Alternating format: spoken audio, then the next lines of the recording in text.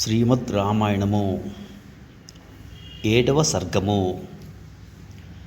దశరథుని మంత్రులు వారి గుణగణములు. ఇక్ష్వాకు వంశజుడును మిక్కిలి ప్రజ్ఞాశాలియు అయిన ఆ దశరథ మహారాజు యొక్క అమాత్యులు కార్య విచారణలో దక్షులు. ఇతరుల అభిప్రాయములను గుర్తించటంలో సమర్థులు. ఎల్లప్పుడూ రాజునకు ప్రియమును కూర్చుట అనగా మేలు చేటు యందే నిరతులు, సద్గుణ సంపన్నులు. వీరుడును గొప్ప కీర్తి ప్రతిష్టలు కలవాడు అయిన దశరథుని యొక్క ఆస్థానమున 8 మంది మంత్రులు కలరు. వారు సర్వ వ్యవహారములందు ఎట్టి దోషములకును తావు ఇయ్యనివారు. సర్వదా రాజకార్యములను నిర్వహించుటయందు తత్పరులు. దృష్టి, జయంతుడు, విజయుడు, సిద్ధార్థుడు, అర్ధసాధకుడు, అశోకుడు, మంత్రపాలుడు, సుమంత్రుడు అనువారు ఆ 8 మంత్రులు. వశిష్ఠుడు, వామదేవుడు అను మహర్షులు ఇద్దరును ఆ ఆస్థానమున ప్రధాన పురోహితులుగా ఉండిరి.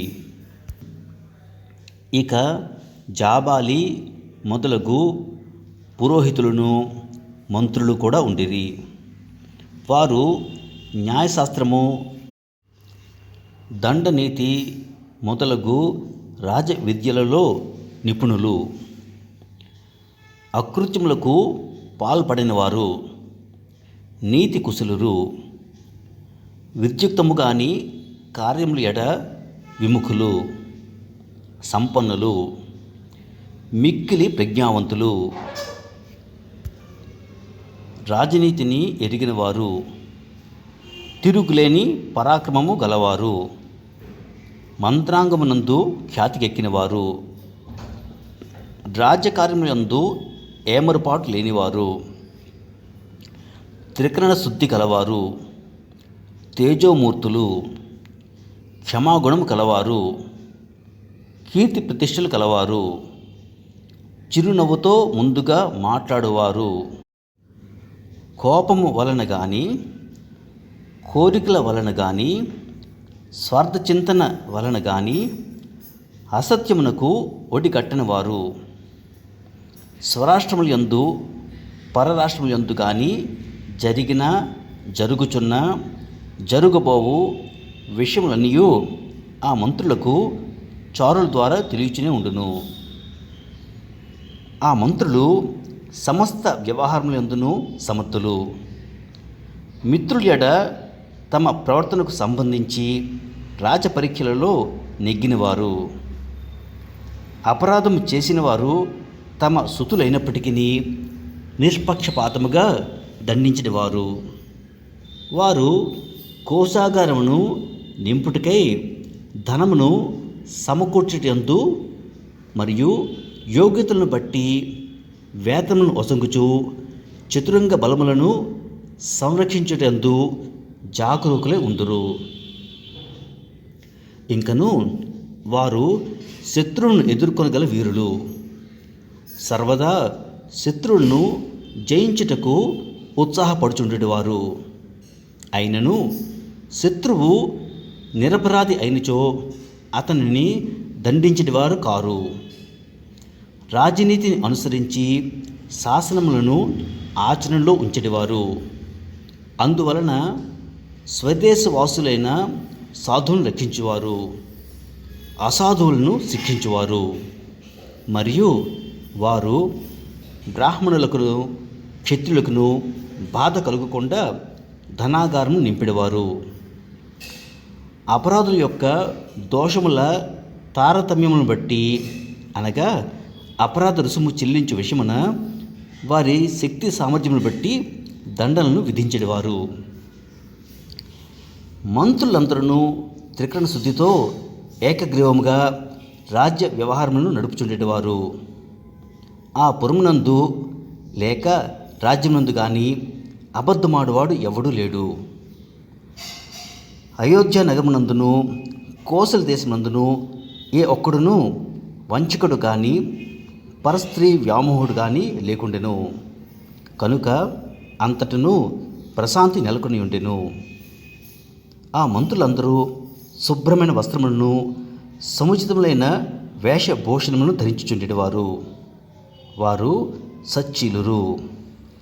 రాజహితమునందే దృష్టిని నిలిపి జాగరూకులై రాజ్యతంత్రములు నడిపెడేవారు. వారు తల్లిదండ్రులు, గురువులు మొదలగు పెద్దలలో గల మంచి గుణములని గ్రహింతురు. తమ సద్గుణముల కారణముగా పెద్దల ఆదరాభిమానములకు పాత్రులైన వారు. వారు పరాక్రమమునంత ప్రసిద్ధులు. వారు తమ బుద్ధి బలముచే భూత భవిష్యత్ వర్తమాన విషయ పరిజ్ఞానం గలవారుగా విదేశముయందు ఖ్యాతి వహించిన వారు. ఆ అమాత్యులందరూ ఇతర రాజులతో దేశకాల పరిస్థితులకు అనుగుణంగా సంధి చేసుకొనుటను యుద్ధమును నడిపించుటను ఎరిగినవారు. కలిగిన సంపదతోడే తృప్తిపడవారు. మంత్రాలోచనను రహస్యముగా ఉంచుటలో సమర్థులు. సున్నితమైన విషయములను సూక్ష్మ బుద్ధితో ఆలోచన చేయుటలో ప్రతిభ గలవారు. రాజనీతి శాస్త్రపు లోతులు బాగుగా ఎరిగినవారు.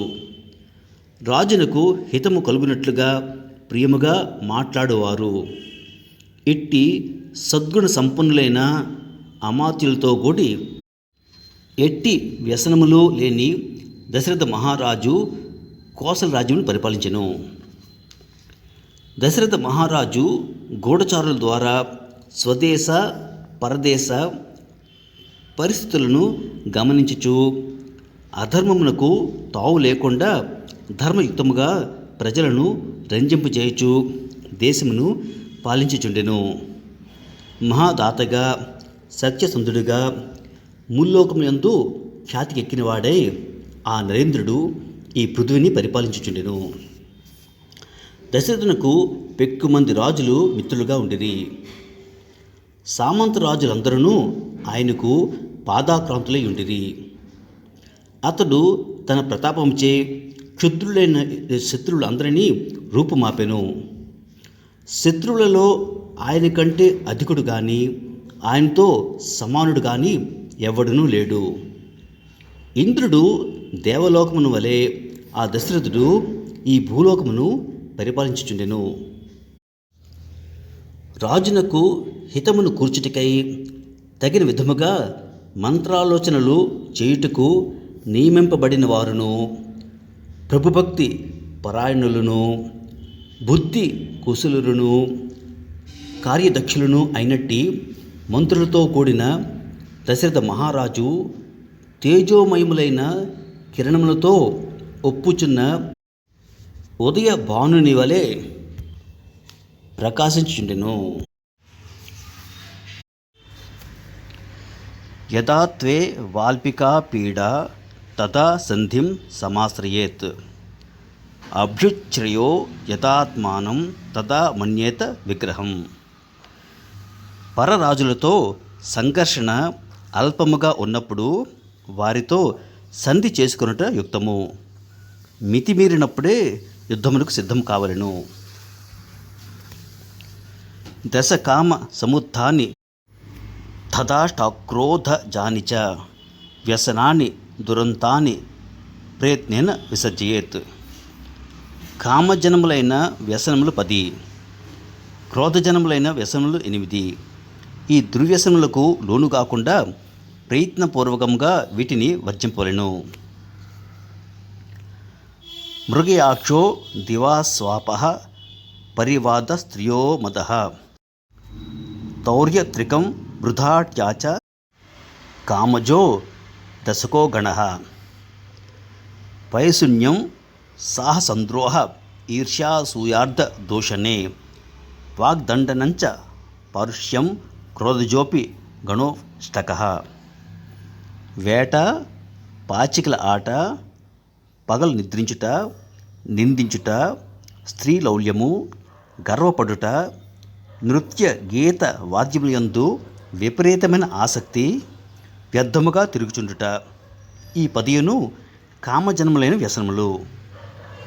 చాడీలు చెప్పుట, దుస్సాహసము, ద్రోహచింత, అసహనము, ఇతరుల గుణములందు దోషములను ఆరోపించుట, ధనము కొరకై నీచముగా మాట్లాడుట, తిట్టుట, కఠినముగా మాట్లాడుట అను ఈ 8 క్రోధజన్మలైన వ్యసనములు.